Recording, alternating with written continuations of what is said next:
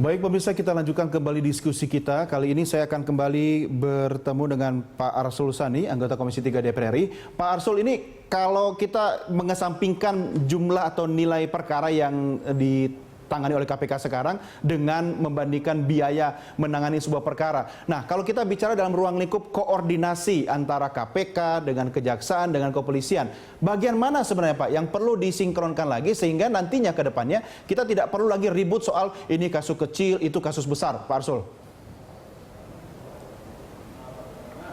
Ya, itu tadi. Ini yang selama ini Komisi 3 mendorong ya agar sinkronisasi dan sinergitas itu terbangun dengan lebih baik lagi antara KPK dengan kejaksaan dan dengan kepolisian.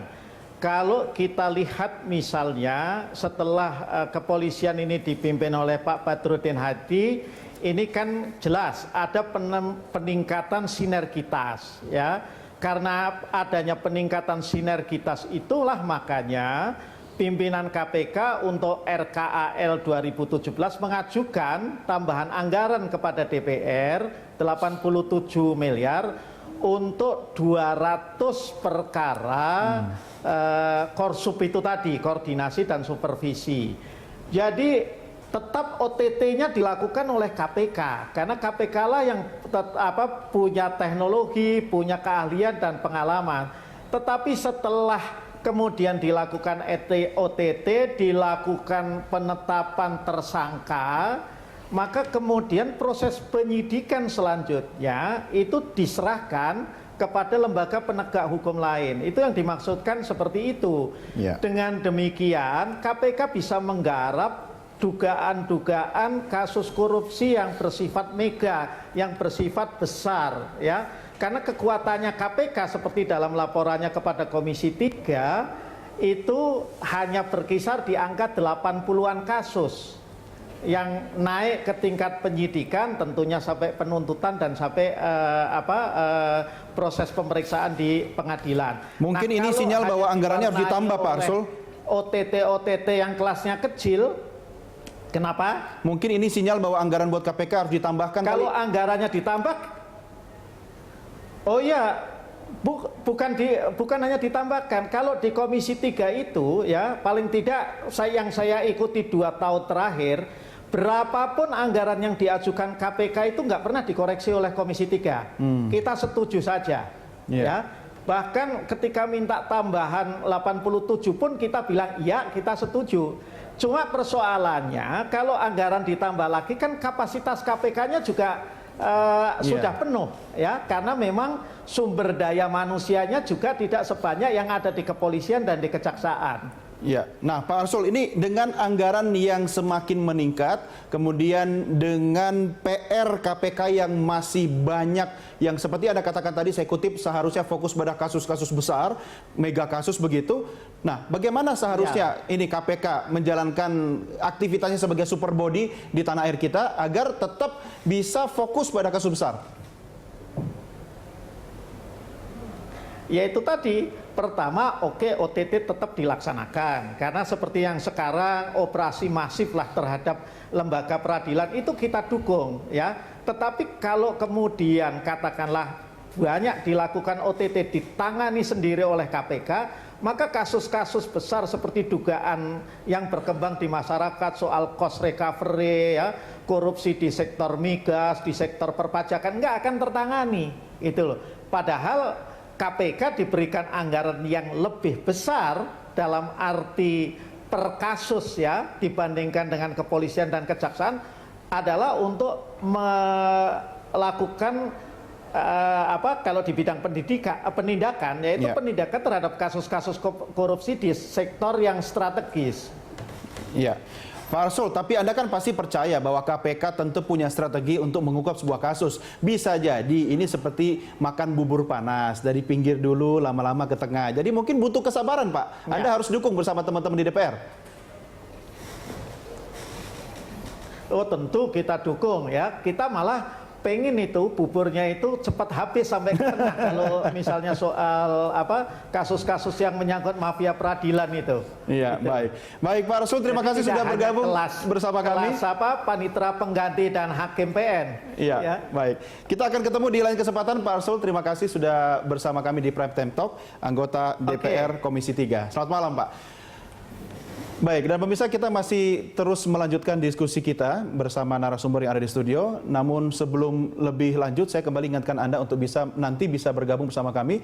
Hubungi kami melalui nomor telepon interaktif seperti yang tertayang di layar televisi Anda saat ini.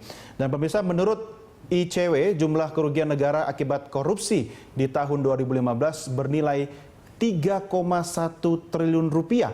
Nah, bagaimana sampai sebesar 3,1 triliun rupiah ini? Informasi lengkapnya akan kita dengarkan langsung dari rekan saya Ahmad Murodi yang siap mengulasnya langsung dari Grand Studio. Dodi, silakan. Ya, baik. Terima kasih Doni. Pemirsa, memang betul sekali data yang akan saya sampaikan beberapa saat lagi ini merupakan hasil pantauan dari Indonesia Corruption Watch atau ICW terkait dengan penanganan korupsi pada tahun lalu. Memang betul sekali pada tahun 2015 kerugian negara akibat kasus korupsi mencapai 3,1 triliun rupiah. Kita akan coba lihat detailnya seperti apa.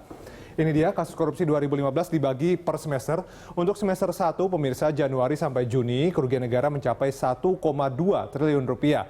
Sedangkan untuk semester kedua, pada Juli hingga Desember 2015, mencapai 1,8 triliun rupiah. Sedangkan untuk jumlah kasusnya ada 550 kasus korupsi dan sebagai tambahan informasi, pemirsa, 550 kasus korupsi ini modus paling besar atau paling banyak terjadi adalah penyalahgunaan anggaran, kemudian penggelapan, dan kemudian ada juga markup anggaran. Sedangkan sektor yang paling terdampak oleh korupsi begitu adalah sektor keuangan daerah. Kemudian kita lihat jumlah tersangkanya. Untuk tahun 2015 saja, sepanjang tahun 2015 mencapai 1.124 orang. Dan pemirsa, di antara 1.124 orang ini, 24% diantaranya atau paling banyak menjabat pegawai atau pejabat kementerian atau pemerintah daerah ketika dia tersangkut kasus korupsi. Sekarang kita lihat penanganan kasusnya. Dari 550 kasus korupsi sepanjang 2015, siapa saja yang menanganinya? Kejaksaan menangani sebanyak 369 kasus korupsi, sedangkan untuk Polri 151 kasus korupsi, dan KPK 30 kasus korupsi. Di antara data ICW ini memang sudah di cross-check ke Polri, tapi Polri menyatakan bahwa mereka justru lebih daripada itu, bukan hanya 151 kasus korupsi, tapi 927 perkara yang sudah mereka P21-kan. Karena memang ada perbedaan persepsi kalau Polri itu menggunakan perkara, sedangkan kalau misalnya ICW menggunakan atau menghitung kasus. Nah, sekarang kita lihat beberapa contoh kasus korupsi yang belum tuntas, ini yang besar-besar. Kasus korupsi pengadaan IKTP dengan kerugian negara lebih dari 2 triliun rupiah. Satu tersangka dalam kasus ini, yakni mantan Dirjen Dukcapil Sugiharto. Sampai saat ini Sugiharto belum ditahan, dan ini kasus yang sangat ditunggu publik karena sudah 2 tahun berjalan tapi masih satu tersangka. Kemudian selanjutnya ada kasus korupsi pengadaan alat kesehatan 2005 sampai 2010 dengan tersangka Siti Fadila Supari. Kerugian negara di kasus Alkes RS Unair 17 miliar rupiah. Mantan Menkes Siti Fadila Supari langsung ditetapkan sebagai tersangka oleh KPK, namun hingga saat ini belum ditahan. Kemudian skandal BLBI, pemirsa, yang merugikan negara 138,4 triliun rupiah. Kasus tersebut sudah masuk penyelidikan di KPK, tapi hingga kini pengusutan perkara tersebut tersendat, dan kasus ini disebut akan menyeret beberapa nama besar jika naik ke tahap penyidikan. Sedangkan kemudian yang keempat adalah kasus suap pembahasan rancangan peraturan daerah reklamasi Teluk Jakarta dengan nilai lebih dari 2 miliar rupiah.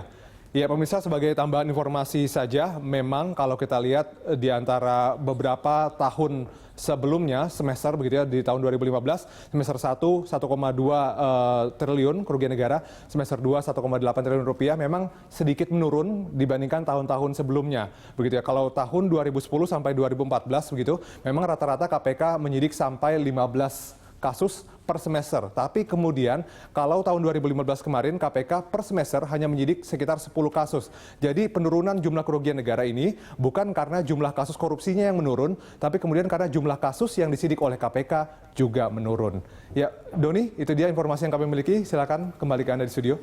Dodi, terima kasih atas ulasan yang sangat komprehensif. Kita lanjutkan diskusi kita di Prime Time Talk. Bang Fikar, ini kalau pendapatnya begini, tadi kan yang diuraikan oleh rekan saya Ahmad Purwo itu banyak sekali sebenarnya mega kasus yang jadi pekerjaan rumah KPK, termasuk dari zaman Pak Haryono ada BLB itu, belum selesai juga gitu kan.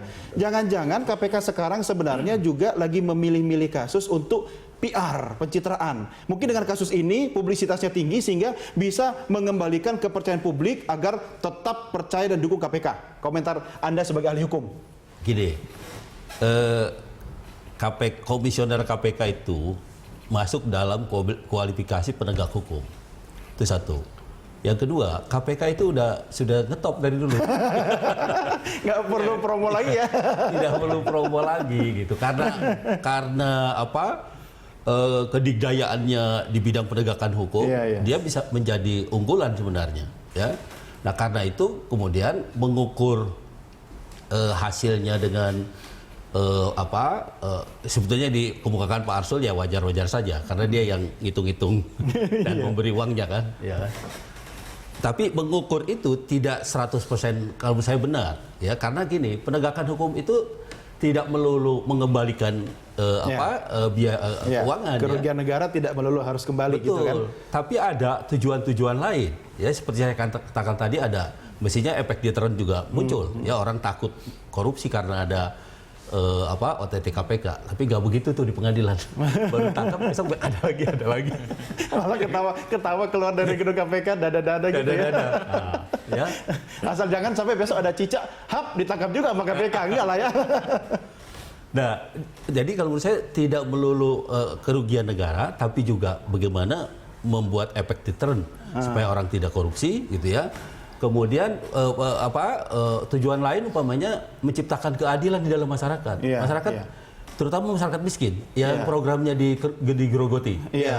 Nah, mungkin karena itu Bang Fikar, jadi kasusnya pun harus dipilih mana yang efek terhadap Anda yang sampaikan tadi itu memang bisa tercapai. Memang efek sampingnya popularitas meningkat. Begitu mungkin ya Pak Haryono. Anda komentarnya gimana? Yang jelas KPK tidak boleh pilih-pilih dia. Dia harus hanya berdasarkan bukti. Begitu buktinya kuat, dia jalan. Begitu walaupun ditekan siapapun, dia tidak boleh berhenti. Tapi kalau memang buktinya tidak ada, walaupun itu mega atau besar gitu, luar biasa gitu. Yang katanya, yang kabarnya, itu nggak peduli gitu kan? Karena KPK kan tidak boleh berdasarkan asumsi. Sumber waras begitu kan, sampai hari ini belum gitu kan? Nggak boleh, asumsi-asumsi itu tidak boleh KPK. Dan KPK memang tidak, jangan terjebak dengan itu. Kalau itu nanti dia tidak independen lagi dan tidak kehilangan kehilangan jati dirinya. Jadi artinya betul-betul harus berdasarkan full buktinya kuat jalan. Kalau tidak kuat, walaupun ditekan bagaimanapun dia harus tetap mengatakan belum ada.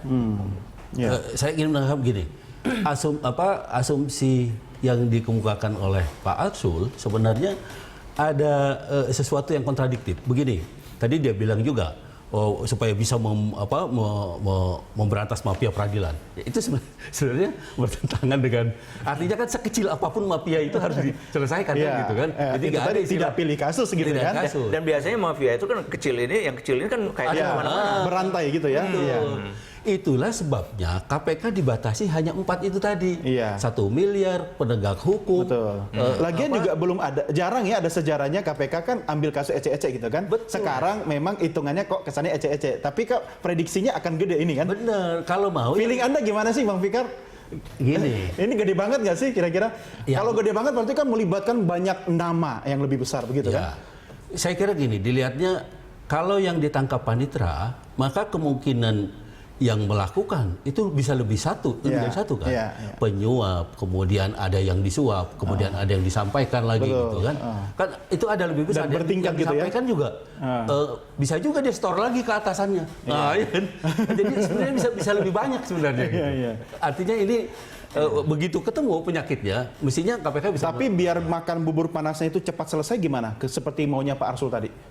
Gini, bubur panas itu jangankan bubur panas, sopir aja susah ditangkap. Iya kan? Artinya ketika Anda mau makan ke tengah, itu ada banyak barrier. Nah, inilah yang saya bilang, kalau Arsul tadi bilang resisten, bukan. Ada banyak resistensi juga di dalamnya. Itu yang saya kira juga menjadi hambatan KPK. Sehingga kalau menurut saya KPK harus tak gitu, harus lebih berani ya. Dengan kewenangan yang begitu besar ya, mestinya ya kalau ada indikasi siapapun, polisi sekalipun atau penegak hukum lain sekalipun, ya kan mestinya ya diteruskan gitu. Ya, baik. Kita break, kita lanjutkan di segmen berikutnya. Pemirsa tetap bersama kami lanjutkan sesaat lagi.